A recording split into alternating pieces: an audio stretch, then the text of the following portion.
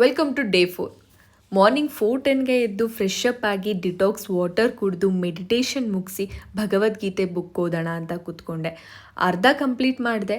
ಜಿಮ್ಗೆ ಹೊಡೋದಕ್ಕೆ late ಆಗಿತ್ತು. So ಜಿಮ್ಗೆ ಹೊರಟಿ ಅವತ್ತಿನ workout ಏನಿತ್ತು ಅದನ್ನು ಕಂಪ್ಲೀಟ್ ಮಾಡಿ ಮನೆಗೆ ಬಂದು ಸ್ನಾನ ಮಾಡಿಕೊಂಡು ಸ್ಕಿನ್ ಕೇರ್ ಮಾಡ್ತಾ ಅಜ್ಜಿ ಜೊತೆ ಸ್ವಲ್ಪ ಆಟ ಆಡಿಕೊಂಡು ಕಾಲು ಎಳ್ಕೊಂಡು ಎಂಜಾಯ್ ಮಾಡಿಕೊಂಡು ಅದಾದಮೇಲೆ ದೇವ್ರ ಪೂಜೆ ಮಾಡೋದಿತ್ತು. ಇವತ್ತು ಗುರುವಾರ, ರಾಯರ ವಾರ.